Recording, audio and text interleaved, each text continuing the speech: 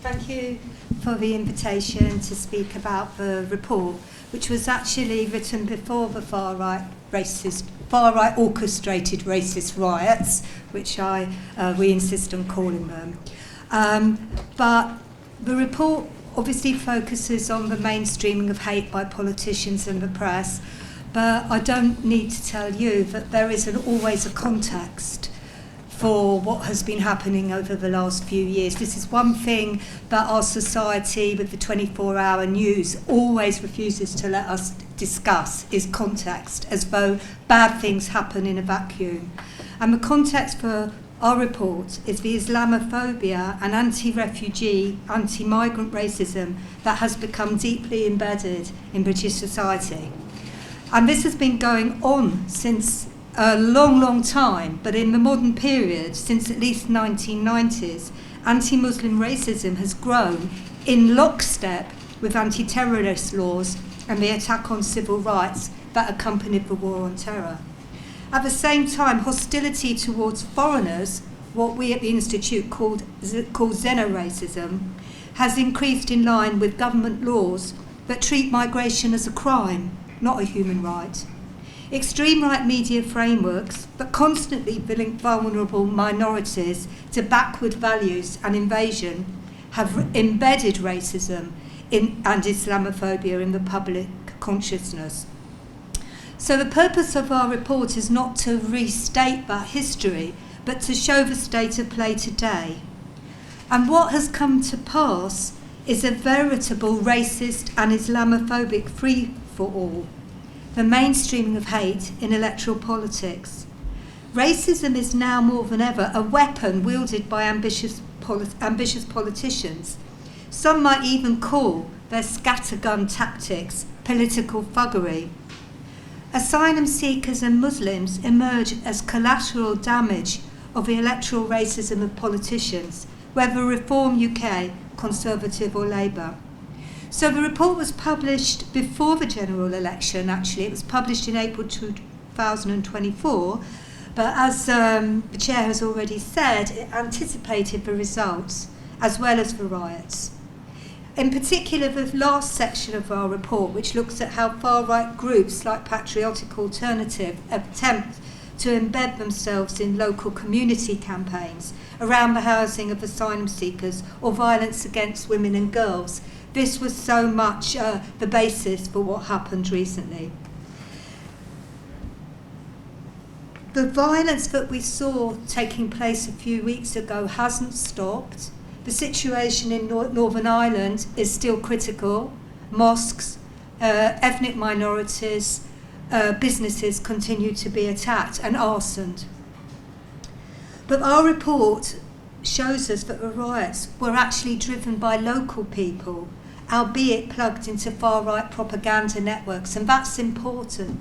Although it was orchestrated by the far-right, most of it was carried out by local people influenced by far-right ideas. By the way, I think we should stop talking about far-right disinformation and name it for what it is: fascist lies and propaganda. The report rightly warns that the far-right are preparing for race war, but it also points out that its messages have gained traction in line with the hard right emerging as a significant electoral political force. The report was written before the general election, as I say, and before the emergence of Nigel Farage's Reform UK party as the third largest party in Parliament. And let's not forget, they came second in 103 constituencies and gained 4 million votes. The hard right is a category that may not be familiar to you. We find it a useful way of showing a spectrum of opinion that travels from far-right electoral parties like Reform to mainstream political influencers like Suella Braverman, Michael Gove, Kemi Badenoch, the former Labour MP and so-called political violence czar John Woodcock, as well as neoconservative and identitarian international alliances and think tanks that recklessly promote culture wars. There's a section in the report on the foxification of British news, thanks to GB News and Talk TV, and a breakdown about how right frameworks break into the mainstream via slogans like British jobs for British workers, All Lives Matters, and Stop the Boats. And now, after the riots, sadly we can see more slogans entering the lexicon. We can add enough is enough, which was the far-right propaganda message that circulated on social media and fueled the riots, but also the Labour slogan, smash the gangs. Smash the gangs policy of this government is thoroughly toxic. It equates smugglers with terrorists. It equates channel crossers with organised criminal networks. And both smugglers and asylum seekers who arrive by boat are now associated in racist culture with Muslims. It's as though all the racist demons promoted by the war on terror and the war on refugees have been put into a witch's cauldron and stirred up into one new potent stereotype. Before I hand over to Sophia, who's going to talk about the weaponisation of violence against women and girls, I just want to draw attention to the subtitle of the report, How the Far Right Exploits the Crisis to Divide Us. We can't divorce the fight against racism from a fight for social and economic justice, for the fight against the things that Mark has described, against loneliness, against poverty, against immiseration. We're living through a profound social crisis due to decades of spending tax. There's no sign that this is going to stop, and we don't need a government that plays one group against another. But it's the dismantling of a welfare state, the devastation caused by the cuts to the fabric of our communities that are constantly pushing the buttons, emotional buttons between them and us. And it is the politics of scarcity that we need to combat.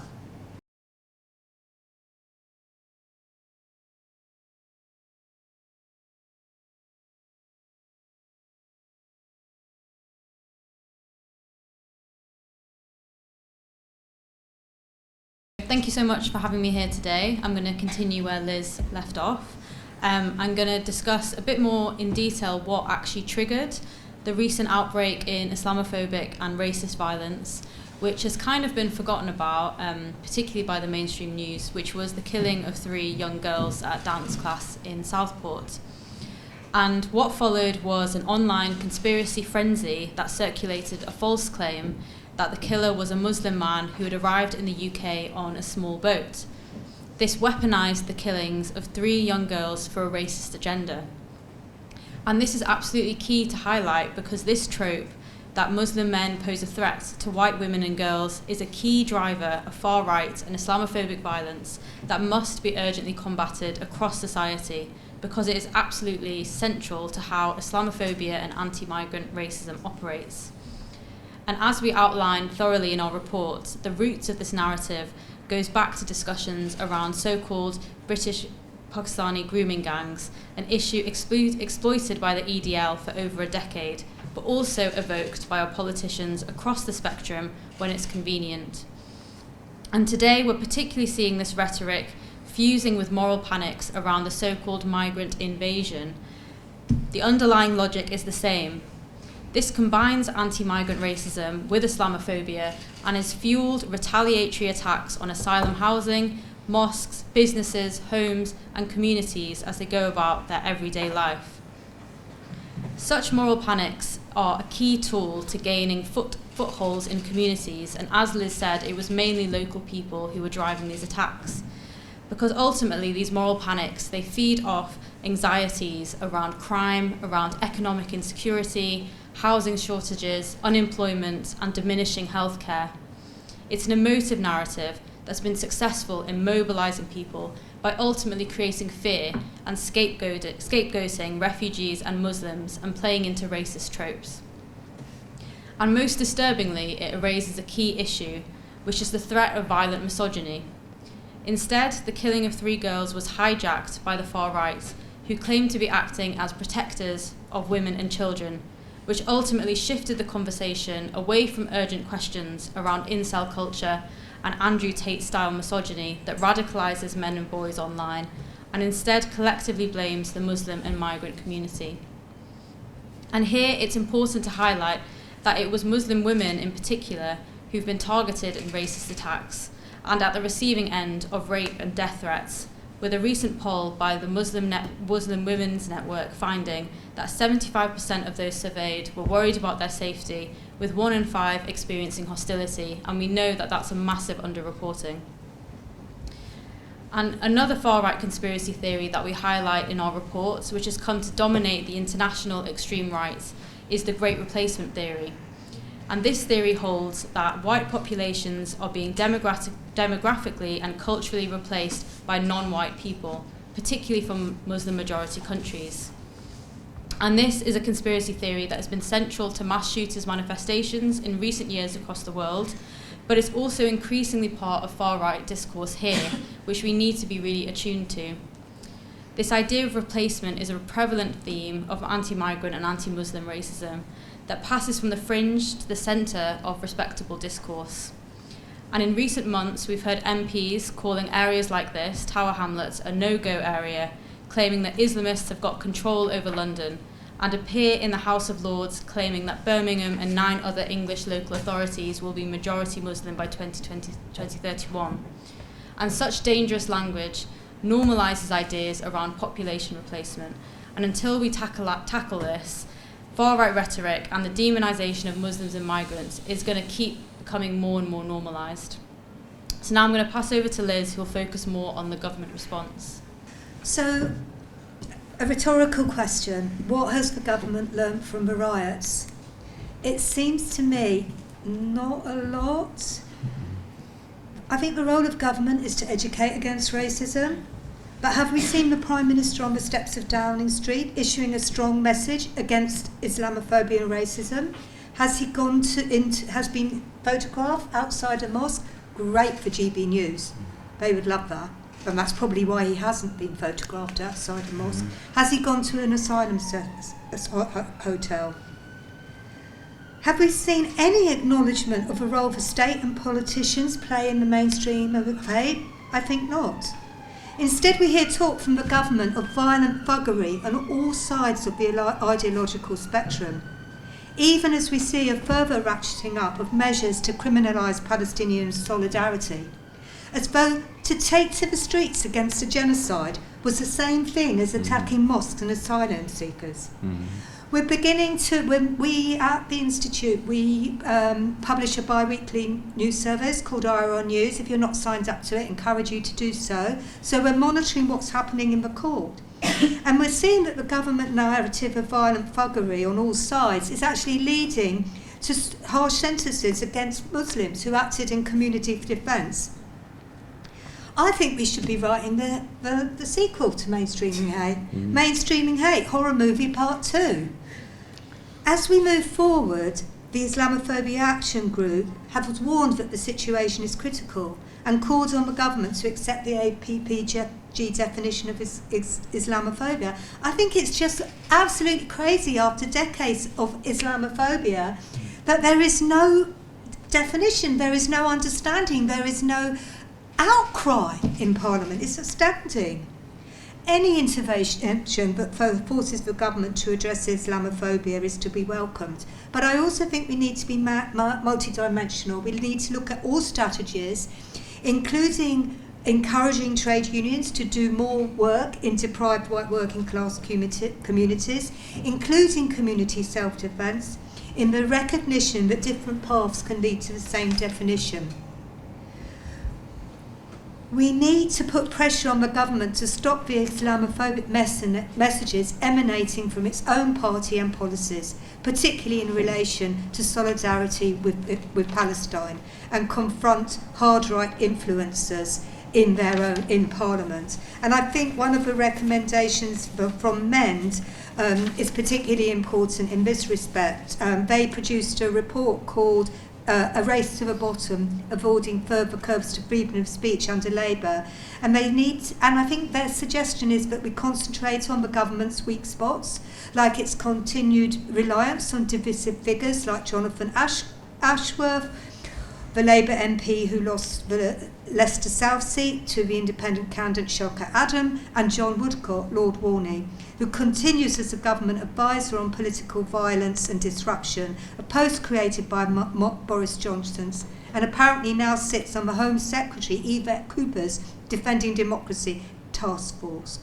Woodcock's frameworks when it comes to the Muslim community, particularly the British Palestinian diaspora, do not seem that dissimilar to hard-right figures like Suella Braverman and Kemi Badenoch, who, as part of her campaign to be leader of the Conservative Party, described the newly elected independent MPs as conducting sectarian Islamic politics.